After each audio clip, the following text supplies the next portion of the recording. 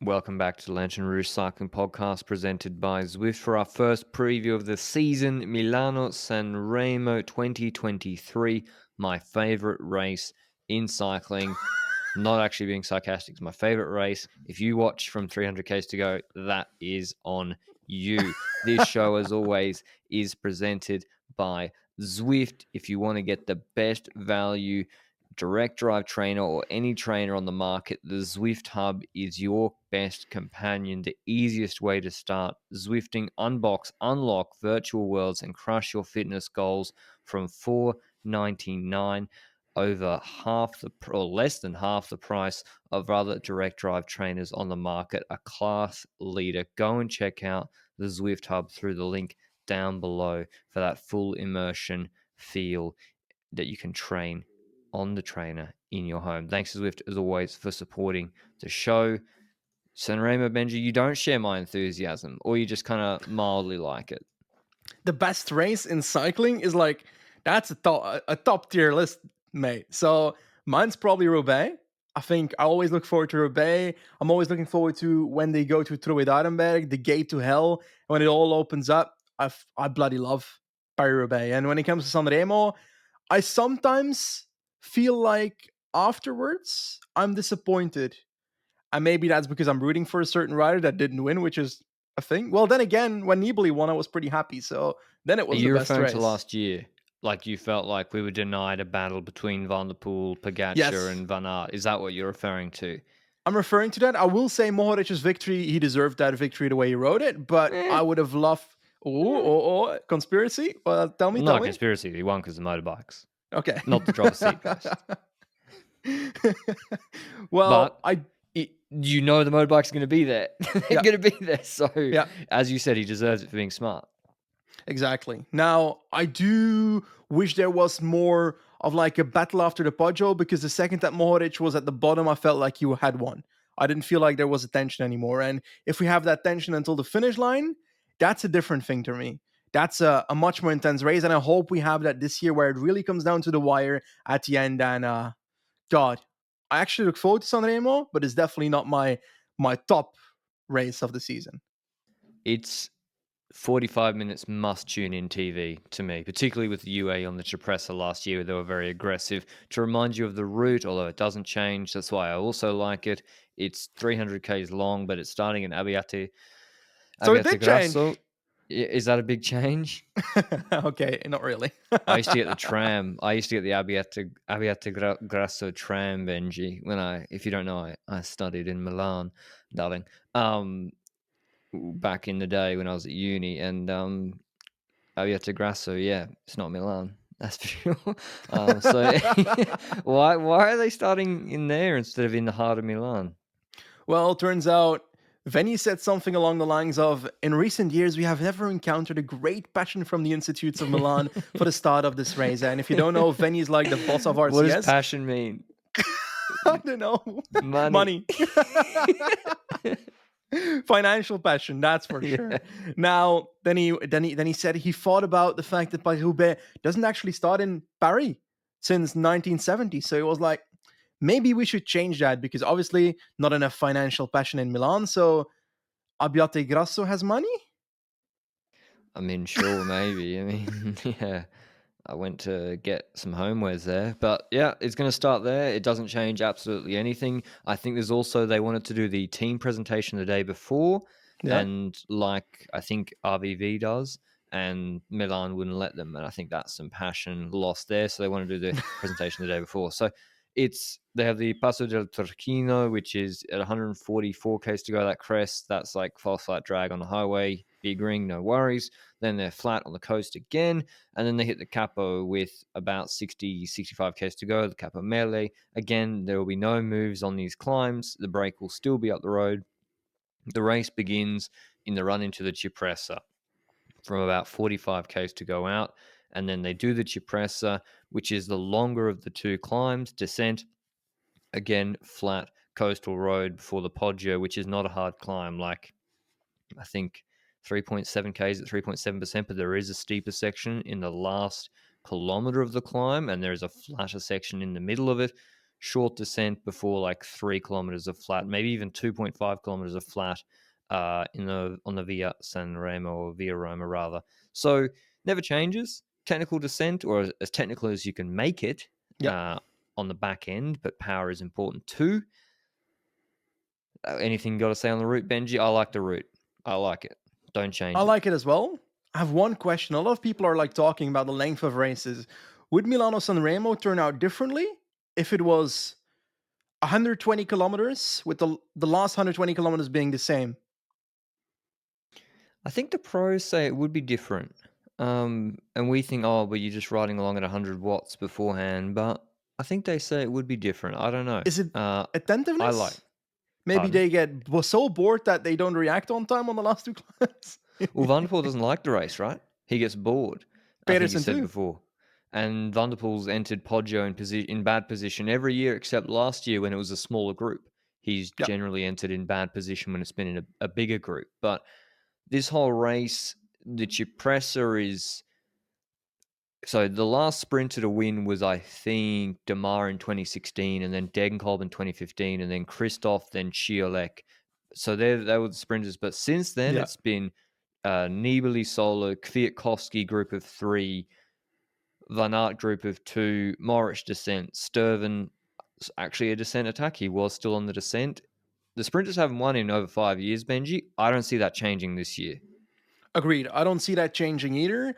I would, however, say that I think the Nibali one might have been a bit of an exception to the lists. I'm a Nibali fan, a hardcore Nibali fan, but I feel like he got lucky with the response that the peloton had on his attack because nobody responded until it was too late. And maybe that's a bit of an exception where on the others, the punches of Kwiatkowski and so forth with that group that got away was so strong that the rest couldn't respond. And I feel like we might have that scenario this time around where we have attacks that might not be, well, followable for a lot of riders. And we've got a lot of riders that can do those moves. We'll go into them in a second, but you already know that a Pogacar is here, that a Van Aert is here at relatively decent form. He seems to have grown into Reno and so forth. And those attacks will come from those riders. And I feel like MSR often comes around towards the bottom or towards the descent of the Poggio, and it feels like the group dynamic is essential to how this race is won. No? Yeah, and even on the Poggio, like you said with Nibali's victory, why were Bora Hansgrohe attacking with Marcus Burkhardt with Sagan as one of the favourites? And then when Nibali goes, Sagan he has to wait ages for Daniel Oss to chase, and then Daniel Oss drops Sagan off the wheel, and it's just a mess from Bora Hansgrohe. And so there's also, there's no room for error. There's no like, oh well, Sepp Kuss has entered Haltercam in slightly bad position, but there's 35 minutes for him to move up to do Yeah. his job later.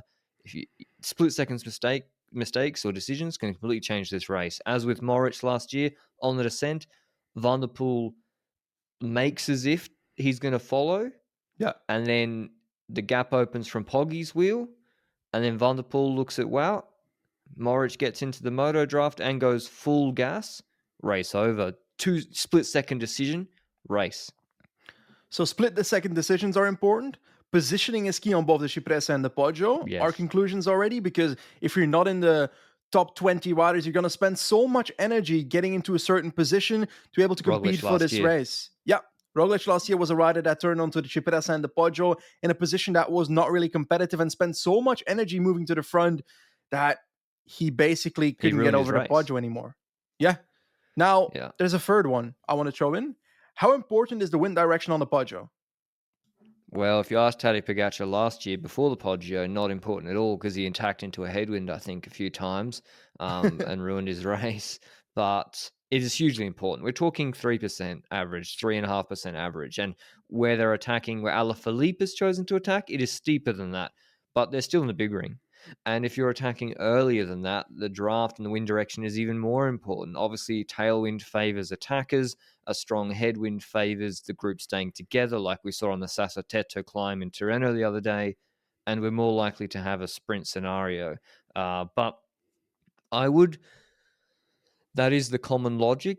But there is also the reality which we saw on Sassateto is if a rider through tactics, through mistakes or whatever gets a gap that is not quickly bridgeable and it's a headwind and there are not teammates to ride hard into the headwind and it's Yeah. just Van der Poel, Pogacar or Alaphilippe looking at each other, they're even more disincentivized to begin chasing with their nose in the wind Yeah. with a headwind. That can also happen too. So just because there's a bit of a headwind here or there doesn't mean there will be no attacks, but tailwind favors an attacker going all the way. So the early predictions I checked again this morning, I checked yesterday, are still that it's a wind that blows into the northeast, southwest direction, which is the direction that the race goes into, basically towards the Poggio. On the Poggio, they turn the opposite direction for a tiny bit at the start, and then go backwards again with the tailwind behind them for the majority of the rest of the climb. So the last half of the climb and the descent and the flat part afterwards is the same direction. So Tailwind would favor riders attacking in the second half of the Poggio and in the flat part after the Poggio, right? Even if there is a tailwind or whatever wind, you really, if you are a top favorite, attacking in the first half of the Poggio is the best way to ruin your race. You really should wait to the final, 700, 800 minute. Where Søren Kragh attacked last year is the Yeah. best place to attack, and he timed that to perfection. Other riders like Morich and Sturven, they're trying to follow, they're trying to stay in the draft, they're trying to smooth their power as much as possible. But we're going to get into the teams now in a second, starting with UAE, who I think will define this race. But if you want to watch Milano-Sanremo this Saturday, the best place to watch is GCN Plus. We can bring you a special 15% discount on an annual GCN Plus subscription for listeners in selected territories. You can watch the race live, you can watch on delay, you can watch the highlight packages, short or extended, available anytime on any screen, so you don't need to miss a thing. Gone are the days of having to watch through ad breaks on TV. If you want to watch all 300Ks of MSR ad free, you can on GCN Plus. It's for the Will you? hardcore cycling fans like we know you listeners are, and you can get a 15% off through the GCN Plus LRCP link down below. Are you going to watch all 300Ks, Benji? I bet you will. You'll be tweeting. You'll say no. You'll say no here, but I know you. I know you watch. Like I think maybe out of two the corner of years your eye. ago, I watched most of it last year, but I don't know. I probably won't watch it completely, but I will be caught on Zwift during that time at some point because I need to keep up my races or my training. So that's something I'll be doing while the race is ongoing. That's for sure. UAE, one of the confirmed teams, ridiculous team. Well, not ridiculous. Like Covey, Grosschartner, Pogacar, Ulisi, Formolo, Trentin, Novak. They have brought a Lombardia team to Milano-Sanremo. And when you see that team list, it doesn't even have a Rui Oliveira, doesn't even have Wellens. Wellens. That doesn't surprise me. He's already raced a shitload. But Oh, okay. It kind of did he for me. he did Andalusia, he did Strada, he did Paris-Nice, having to drive from Strada directly. I'm not surprised if he's a little bit fried, Yeah, actually. that's definitely an option. I was just feeling like he would be an ideal rider to still be in this race, but then On again, the Poggio to classics are pace coming, hard. so he needs that pause probably before they get to the classics. So that's understandable. I wanna talk about the mistakes they made last year because they had a very specific strategy last year where they started pacing early on in the race on the Cipressa. And they did so really hard to the point that the peloton cracked in pieces at the top. We had a smaller group going over the top towards the Poggio, and a smaller group reached the Poggio, where they continued pacing, and Pogacar started attacking early into the headwind. And obviously, that's not ideal, but what are the main mistakes you see there? Do you think it was a mistake to start pacing early? I think teams still overrate the threat of sprinters in this race. I know Ewan was like literally with the best 8 guys on Poggio in 2021, and maybe that played into the minds in 2022. He wasn't there, eh? Right? He wasn't there, but like I think if you pace at your press of full gas, you don't need to pace the valley in between. I think even if the sprinters come back, they're still, by the time they get to the group, by the time they set up the lead outs for the Poggio, they're not going to make it, and they're going to have spent their bickies before the Poggio. So what they did last year is when they spent Formula on Cipressa full, and I think the team is better last year. If I have a look at the changes, if PCS will load, last year they had Gibbons, Palance, Troyer, and so they've subbed in Groschartner, Trentin, and someone Novak. else. Novak. The team is better this year. They need more riders getting over the Cipressa. Formula and Ulisi is not enough. If you're going to have Formula pace the Valley, that was a mistake because then Laporte starts pacing Poggio. They can't even do a lead out into the base of Poggio. Ulisi's got to move up. He spends all his energy moving up in the wind. He gets to the front, does like a 25-second pull, and then Poggi attacks with wow on the wheel and does it 5 times from the base. Do you think the reason that they pay so much was not necessarily for the pure sprinters, but for the Mats Pedersens of the world, who still ended up being Maybe competitive in the end, regardless of that pacing having happened? Then again, maybe the fact that the Poggio was less explosive than the Cipressa in the sense of UAE pacing. Obviously, it was still explosive at attacks the entire way through, but you know what I mean, eh? Maybe that's the reason that Pedersen held on, in the sense that if they pace on the Cipressa and they pace at the start of the Poggio and they launch Pogacar on the steepest part of the Poggio, that sounds like a more reasonable strategy to get rid of the Pedersens of the world, right? I think so, because if you do pace the Poggio hard, and the race has been reasonably hard on Cipressa before, and he goes on 6-8%, they can't react. And maybe Wout will, maybe Alaphilippe will, but Pedersen's can't. Maybe DeLee will. I don't know. Nothing would surprise me, to be honest. But they need to bring Pogacar this year deeper into the Poggio before he attacks for the first time. That's key, because yeah, he cannot do the whole Poggio on his own with Van Aert or Alaphilippe or Van der Poel in the wheel. That even no matter how good Pogacar is, that's not the best way to do it. And I think the team is much better this year, and I would still expect them to blow up on the Cipressa as hard as possible. I would probably use Groschartner there actually, On the because he's Cipressa. not. Yeah, because it's a bit steeper, it's a bit longer, and I think you want someone like Formalino and Ulisi, even Covey on the Poggio. Even Novak's a little bit bigger than a pure climber. Because who does the early slopes of Poggio in previous years? Ganna, Van Baarle, Morich, Nibali one, bigger units. Yep, that's true. But I'm not sure about Covey recently. As in, at Tirreno, he True. was coming into the finish line behind the Gruppetto and so forth. So that's not shining great form to me, even though he was pretty strong in the earlier part of the season. Now, when it comes to Milano-Sanremo, maybe he's back. We don't know that, but he just hasn't proven it to me that he will be at the Poggio in the first place if they pace hard on the Cipressa. And last year, I feel like we were also surprised how early Covey was gone in this race. Now, I would say we need to talk about the scenarios in which Pogacar can win, because I feel like he can win in most scenarios, right? As in, let's say we've got a scenario where he attacks away with an Alaphilippe and a Van Aert, he can win from that scenario. Yeah. If he goes solo, he can win from that scenario. No. If he's in a larger Caught on group, descent, always. solo, I don't see him making it yeah, solo. I Like, he can probably win don't that see way. it He either. can win that way. Okay, I get that.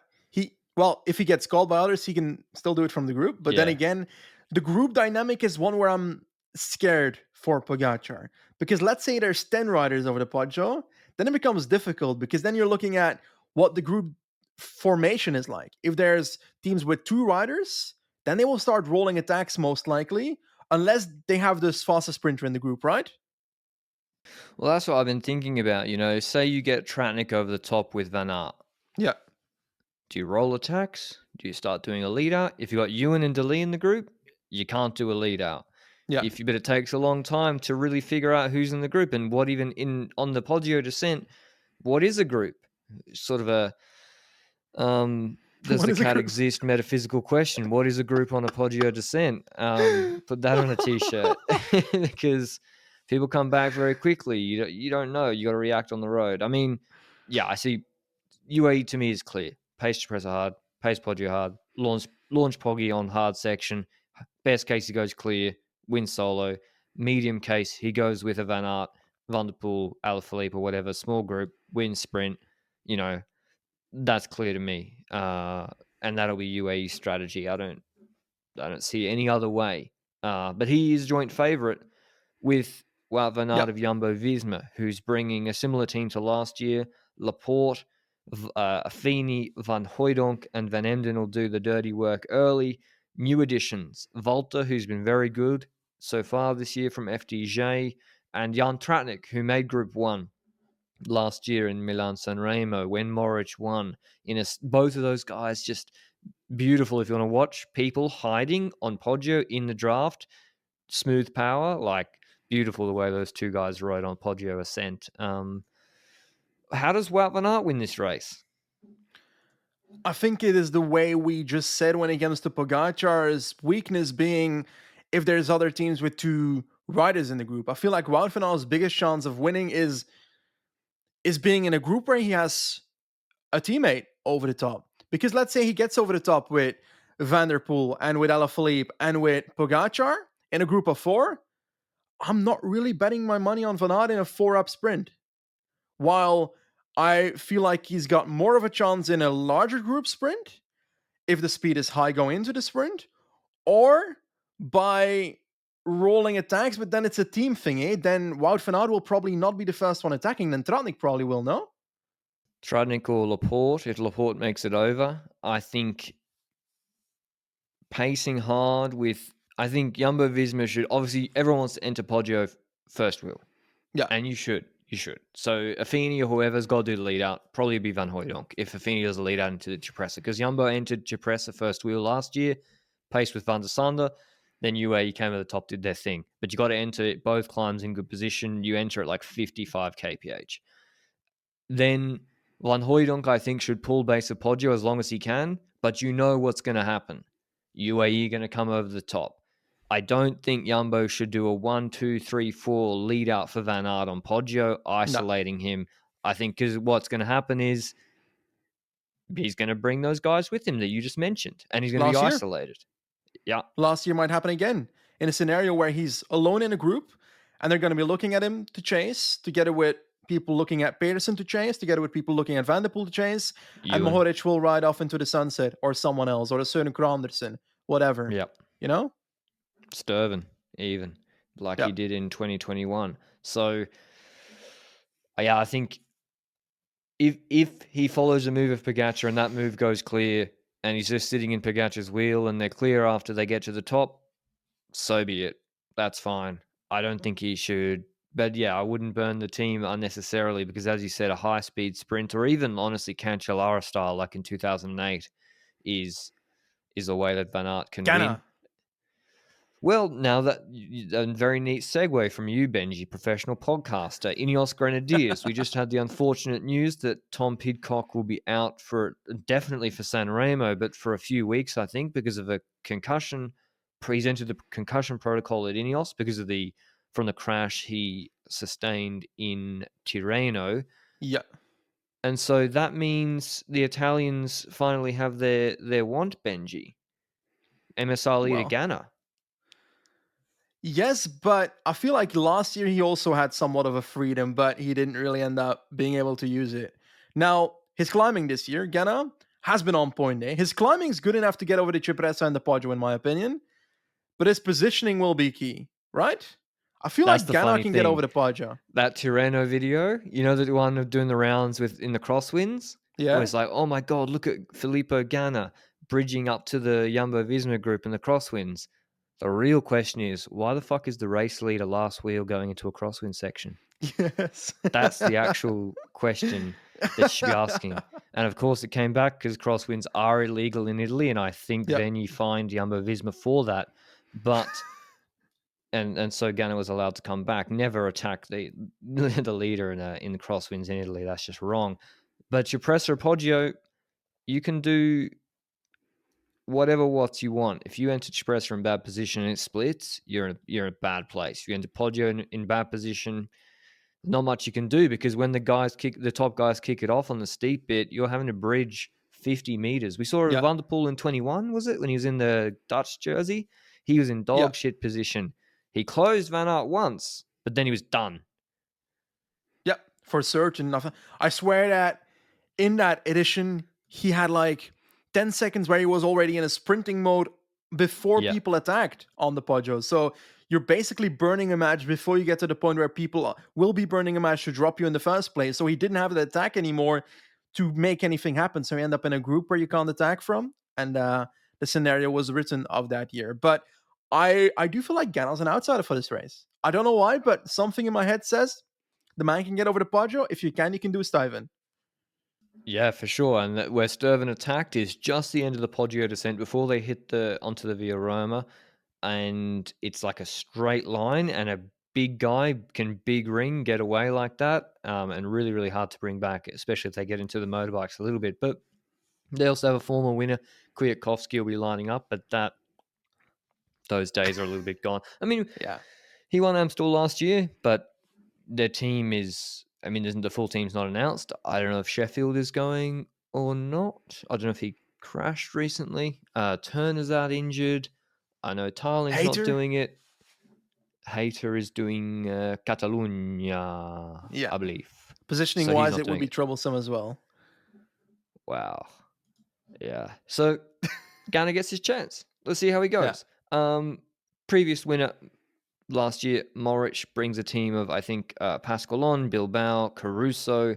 Caruso was there after the Poggio in that group. He was there in the Poggio group too, but he just doesn't have the kick to respond to the really severe attacks, and maybe not the descending.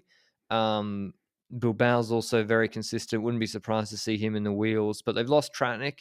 Not that he really did too much, I don't think, for Morich Maybe last year. position Mohoric on the On the Poggio? Poggio, like help Gaps come back? Maybe. Didn't see it. They win this. It has to be the same way. Morich getting away in a pause either on the descent or after the descent. And he did the same in 2019. Van Aert brought Trentin back. This is with 1K to go on the flat, and then Morich countered, but our fleet closed him down. So that's how Morich is going to try and win this race. Yes, there's one thing that we need to add when it comes to Bahrain. Jonathan Milan, he's a rider that climbed good at the start of the season, looked a bit weaker in recent weeks, I would say, than his initial form of the year. Is he the kind of rider that can make it to the second group in Sanremo? I think that's possible, but positioning will be key. But yeah, the race doesn't start in Milano anymore, so my theory that he can win the race because it starts in Milano doesn't work anymore. So he has no chance of winning anymore. So And his positioning. that's also my fear. Yeah. But in an ideal world for them, he's the guy that stays behind while Mohoric is trying to attack away. Maybe. In reality, they will use him to do the lead out for Morich before the Poggio or before the I think so. Cipressa. I bet I think so. EF Education Easy Post, they have, when you look at the 5 riders on the provisional start list, we won't know who's in their team until maybe we get just off the descent of the Passo del Turchino. But for now, Paulus, Court, Bettiol, Honore, Piccolo, they're all 5 riders you could say, oh, they could get over the Poggio. They could. Yeah.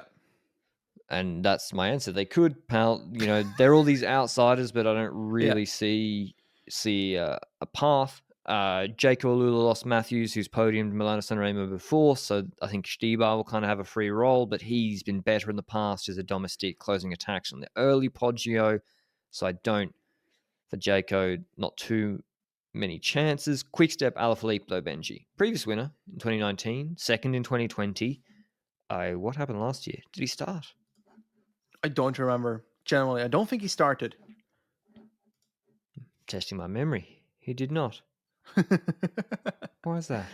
Like half the field didn't start yet last year, remember? Was it COVID or something? I don't remember. That being said, when it comes to Alaphilippe this year, I feel like he started off well with those French classics. We had, was it Fond Ardèche or the other one? I can't. One of them. Their names are basically the same. So let's say that he won one and was relatively meh on the other one. And then in the other races this season, he was pretty meh so far. And again, on Tortoreto, he was pretty strong, getting second on the Tortoreto stage behind Roglic, despite attacking early. I feel like he's definitely going to be in the first group on the Poggio. The question is, how small is that group and what can he do from that group? Because can he follow a Pogacar's attack on the Poggio? I believe he can in the current form. Am I overrating his current form?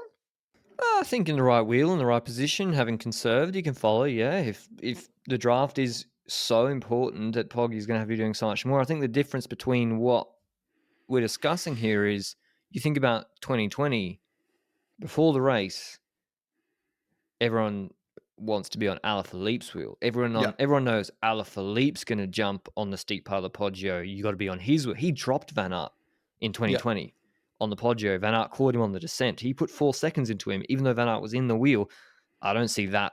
I don't see that. No. The reason he gapped Wout Van Aert in Tirreno was because I think Van Aert was like, why the hell are you attacking with 40 Ks left? It wasn't because he couldn't respond immediately. And even in the flat sprint, I don't see that same sprint on the flat right at this moment. I could be wrong. I've underrated Alaphilippe before, but I think he will just be trying to follow, and then who knows? To be honest, I think he and Van Aert should try and drop Poggy and Van der Poel on the descent.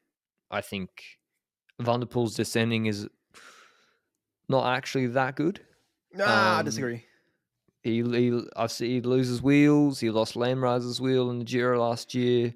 But he's a daredevil, and that makes up for mistakes in corners, I would say. Because, like, for example, the Civiglio descent in the Lombardia where Remco crashed, Nibali and Van der Poel were behind, and I'm pretty sure that Van der Poel rode a faster descent than Nibali, but they were both fighting for the fastest descent of that day. So I feel like, I'm not 100% on board of the Poggy. I think they can drop him on the descent. Actually, I think if you get him at the right moment, and if you get the motorbike draft, anything is possible. But yeah, Lampard Seneschal will be setting up Alaphilippe. Mauro Schmidt watch. We don't know. He should be here. He should be. He should be everywhere, but he's nowhere. Yeah.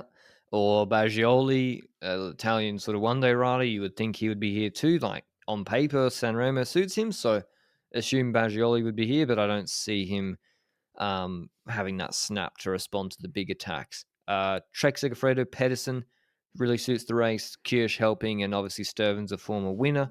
Again, they should try and get 2 guys over the Poggio. Sturven attack, Pedersen sit in. Pretty straightforward, I think, for them. I agree. I think that's pretty straightforward. And ideally, they get over the Poggio with 2 riders as well. Because on paper, if they get over the Poggio when Ewan is dropped and Adeli is dropped, then Pedersen is probably the fastest rider in the group on paper, I would say. But then again, his sprint last year at the end of the race wasn't that amazing either. So I don't know what to expect there. But I feel like that's a scenario they want. Getting over the Poggio with 2 riders, Stuyven can attack, Pedersen stays behind, and he can have the sprint if Stuyven gets caught. If there's an attacking happening, Stuyven needs to ride for Pedersen, of course. So that's a scenario there. But I would say when it comes to Alpecin, we've spoken about Van der Poel quite a bit. Søren Kragh was the fastest attacker last year. The best attacker on the best moment, the most powerful attack, in my opinion, was last year, Søren Kragh on the Poggio. Now, not a great start to the season, but I feel like he looked good in stage 8 of Paris because I feel like he dropped late and finished like 12th or something, or 13th in that race. So that suggests that he's going into form relatively nicely towards MSR. But he's not the only guy there. I feel like Kragh has the opportunity to win in the same shape that Stuyven did. He nearly won that year. Nearly doesn't buy you anything, of course. Philipsen, one of the best sprinters in the world, rumored to be there as well for Alpecin. Well, I don't believe he's going to get over the Poggio in the first group, nor in the group of like Adeli. No, Cipressa. That Cipressa is going to get put under a lot of pressure, and then Alpecin can't afford to drop riders back to help him. If you have Van der Poel, Hermans, and Kragh in the front group, it's too bad, so sad for Philipsen too. Too bad, so sad. That's a great. But yeah, they got 3 options, right? They have the attacker, pure attacker. Søren Kragh can't win a sprint. They have the attacker, puncher, can win a small sprint, Van der Poel, and they have the pure sprinter, the best sprinter in the world overall, Philipsen too, behind. So they have 3 genuine options. How they work together, I'm not sure. I think in reality, Philipsen's going to get put under way too much pressure. Yeah. What about Hermans? Because he's also rumored to be at MSR, but he hasn't really showed himself this year yet, so I don't know what to expect from the guy. But last year's form would suggest that he gets over the Poggio with a group, I would say. With a group, well, every rider gets over the Poggio with a group, unless you're like last behind a gruppetto. Are you... I got no idea. Am I crazy in the sense that I would have enjoyed seeing Axel Laurens being here for Alpecin? Who was Who got like the source for Axel Laurence when remember when it's like 8 World Tour teams going to sign him and he takes a Dev? It's like, really? He took I've Alpecin Quickstep Dev was over interested. Ineos World Tour contract. Get the fuck out of here. I have a direct source confirmation that Quickstep was interested and didn't get it because of money. I mean, I'm sure A-list celebrities are interested in me, but until I see something in writing, that's not it. They're not interested. Like, I don't know.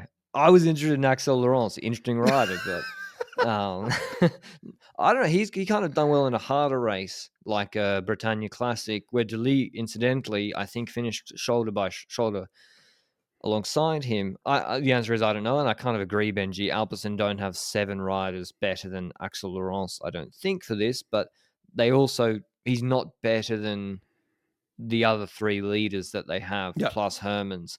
So who knows? How do you rate Van der Poel coming to this? Like, he did MSR off no racing last year, right? And was fine. But that's difficult to say because last year we didn't see Met races beforehand. Now we saw Met form in advance to this race. So yeah. I don't have high hopes for Van der Poel, but if there's one race where you don't need to be your best self to get over these 2 climbs and be in the front group, it's probably MSR, I would say. I think he could drop on the Cipressa. It's possible. Like Pidcock did last year, right? Yeah. That was on the Capos. He probably wants... What, will he drop on the Capos? If you drop on the Capo, then something's wrong. But yeah, I think you're going to go full gas.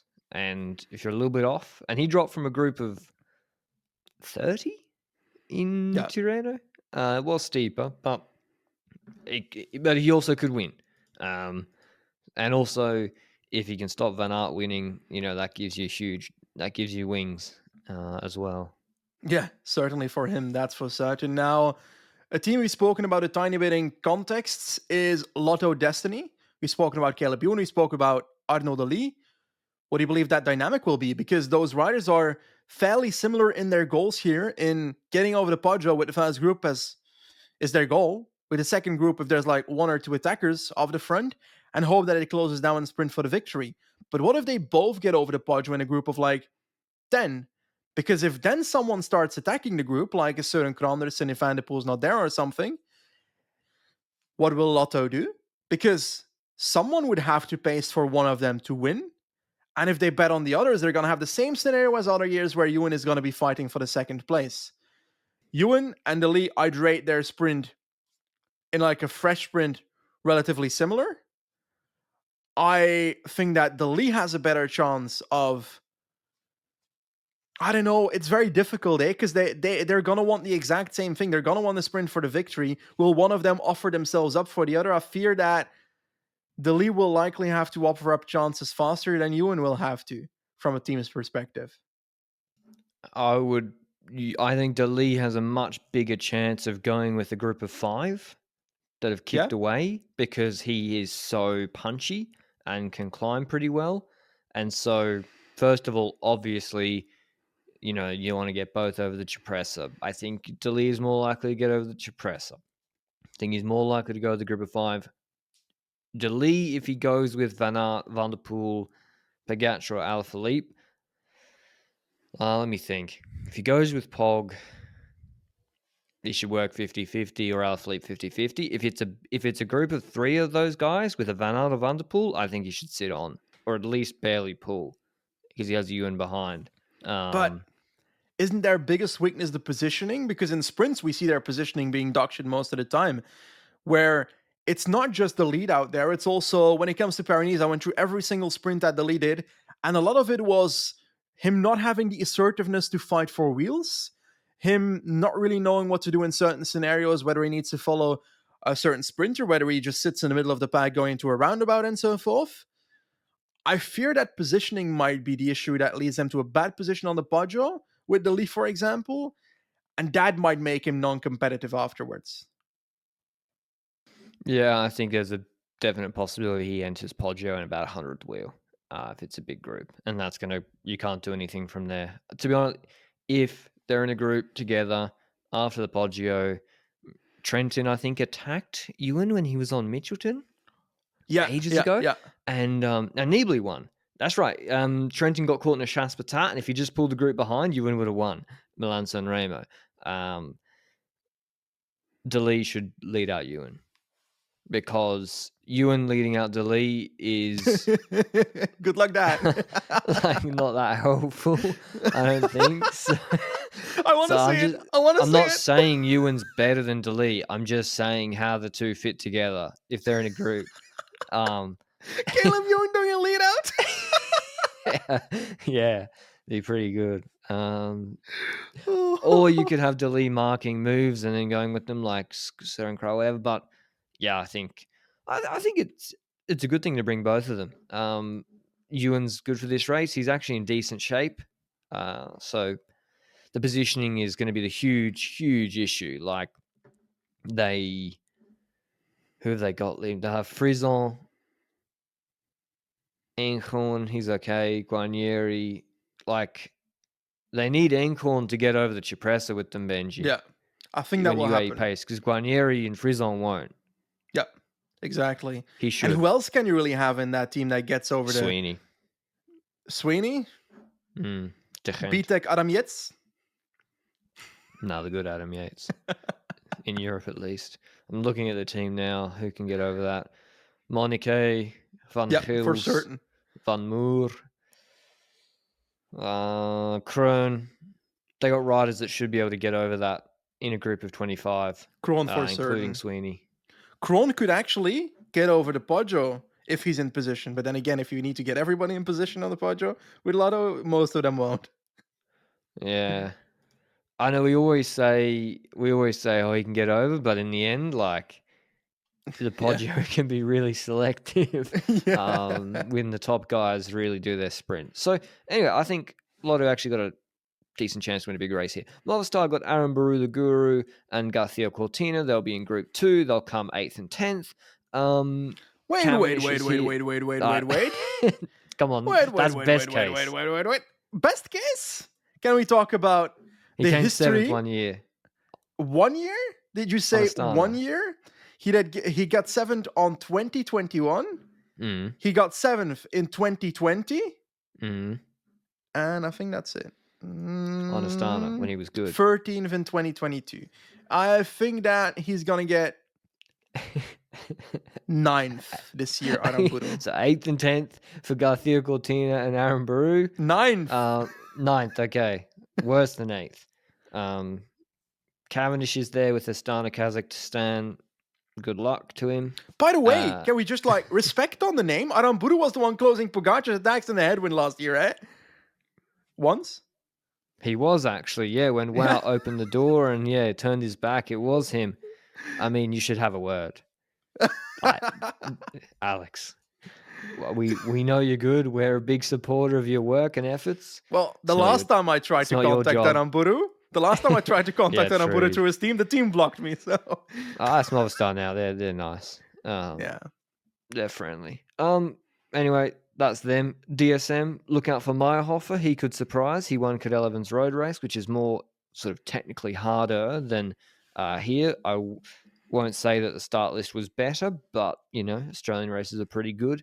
He's there with Dinam Eckhoff, Vermacher, Stork, Degenkolb, Bittner, but Meyerhofer could look okay. Israel need points badly, so Nitzol and Strong should just do their best. Demars won before. No Gadu. Kung should be here, right? Make it. Pardon? Kung should be in this race, right? Yeah, why not? Why not? One Madawaz. Madawaz should be, definitely. And Millard. Gregoire too, yeah. I like Gregoire. Binny. He's here with Turnison. He has... Last year he came 12th. He was in Group 1, but he couldn't jump with the best of them on the Poggio. I see something similar. His climbing in Tirreno actually disappointed me a little bit. I didn't expect him to win those stages. He just dropped earlier than I expected. Yep, I agree there on the Tortoreto climb. I feel like he dropped earlier than I expected. I I was expecting him to be more in the peloton on the first of those Tortoreto climb, the second, whatever, the one that Alaphilippe attacked, but he was already dropping there. So I don't know. I feel like it's gonna be sprinting for a leftover position for Biniam, and the reason I'm thinking that is not solely that his climbing is not good enough in that sense to be with the best over the Poggio, but I also fear that Biniam needs a teammate over the Poggio to have any chance of winning, and I don't know about Turnison, but his positioning last year wasn't great. And in sprint so far, they haven't really worked together very well. So I don't see that happening. I don't see two of them getting over the Poggio. But then again, do they have other riders? Because we're talking about two relatively confirmed riders for this race. Rota. Goossens? Bistrom, your Cadell. He was good in Cadell's. Rui Costa should be in this race. Fucking hell, Rui Costa. Yeah, can he win this? He can win this. Jesus. I don't think so. Costa can win Sanremo. Come on. No, he can't. No, he can. In the sense kick that off on the Poggio, get dropped. He can be that guy that attacks on the flat after the Poggio, and the rest look at each other. Nah, too small. You gotta be big. Is he too small? You gotta be a powerhouse to do that. Like Pidcock, you think Pidcock can't do that, even though of course he has more watts per kilo than a Sturven or whatever. But you gotta be super powerhouse. But I think, for that move to work. If we forget the context, he did the same at the World Championships. True, yeah. If we forget the average weight of the competitors, and the fact that Valverde and Rodriguez were riding against each other. Yeah. Maybe. Tudor will want to impress. I don't really know who Bellow they'll be sending. Is the only thing they can do. Okay. And Lecoq's been in good shape, but he won't make it. Renard's 24. Benjamin Tomar, I thought, had a little issue recently. DNF Paris-Nice. I think we're at the bottom of the world, Benji. It's time for picks. Pardon? Young and talented Frenchman? Oh, Zangler, yeah, of course. He should top 10, yeah. Is he be here even? I don't know. He should be. Yeah. I mean, in theory, he'll be good. Same with Louvel and even Barguil is, he could make Group 1. So many guys can be in the 15. There is such a big difference in the capability to be in the group of 15, 17 that finish within 50 seconds and to really be contesting the win. It is a huge gap. And that being said, why is Fred Wright not here? I mean, he might be. He should be. Yeah. And Zambanini I'd like to see here too, as well. Wright's done MSR once before in 21, but he wasn't as good then. So maybe he'll be here, but he also might be preparing for the big classics, the other classics. It's time for picks, Benji. Well, I was just going to say, 3 riders that will drop on the Cipressa are Cavendish, Bennett, and Sagan, right? Why are they here, yes. Cavendish and Bennett? Sagan, I understand. Where is Turgis? Is he injured? Where is Turgis? I don't know. He crashed again in Omloop, did he not? He crashes a lot, doesn't? Well, he crashed in Omloop. Well, he crashed and then he fell over the other rider's back wheel, remember? He crashed trying to do a piss last year. I mean, he came second last year. I think he must be doing this race. Yeah, he has to. He must be. They don't have, Dries van Hestel's nice and all, but yeah, I think Turgis you'd expect to be here. For them, anyone else? Picks. Picks. You go first. Why do you do this to me? I threw picks at you because I didn't know yet, and now you throw picks at me because I don't know yet. That's a big no-no, my friend. Come on. Aramburu gets 9th.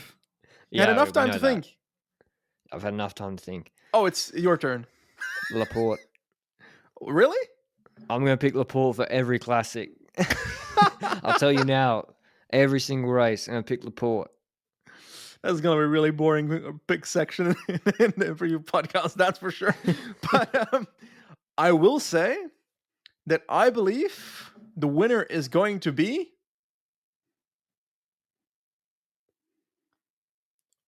I don't know. I'm going to go for one of the favorites. I'll be boring. It's way more likely that we'll see like a rider like a Søren Kragh Andersen or who are the other riders? Like a Ganna, for example, riding away after the Poggio. I don't think so. I'm going to go for Pogacar. You hummed and hawed to pick Pogacar. Come on. It's just like, you're going to pick him in 5 seconds. I think it's going to be a sprint between Van Aert, Pogacar, and Van der Poel. Like I picked Laporte, but most And a likely fourth outcome, rider. Who is the Michael Pogacar Gogol will of this race? oh, Piccolo. Piccolo, seriously. I think Pogacar and UAE get it more right this year with the team they have. He launches deeper onto the Poggio. He gets a group of 4 or 5. Yeah, They go but to the finish, and it's a sprint. who rides in that group? Will Van Van Aert Aert ride will with ride. Pogacar and Van der Poel? Yeah. Should he? Not like he shouldn't do more than his fair share, Yeah. but yeah, I think he... Because like the group comes back, Benji, and then attacks start flying, he's fucked. Unless he has 3 teammates there. Take a 25%, 35% chance in the sprint. It's a good chance. And who's going to win the sprint in the second group? Also important, eh? Oh, true. Heinrich Hausler. Nah, probably Hausler? see here. Is he alive? He hasn't raced any race, right? All year? I think Magnus Cort will win the sprint in the second group. I think the Lee wins the sprint in the second group. Ah, that's a better pick than Cort. Okay. Or Demar. No. Oh, he timed well in Paris too. It's a great race. It's impossible to predict. It's like it has so many different outcomes. It could just be a big old sprint. I very much doubt it with the tailwind and UAE's team comprised of Mark Cavendish out of nowhere. Imagine. I checked. He didn't win Milano-Torino. Just finished while we were watching. Recording. But yeah, Milano-Sanremo. Let us know down below who you think will win. Definitely the best race to get some Zwift time done while you're watching on GCN Plus. And we'll see you, I believe, with the recap on Saturday. Until then, ciao.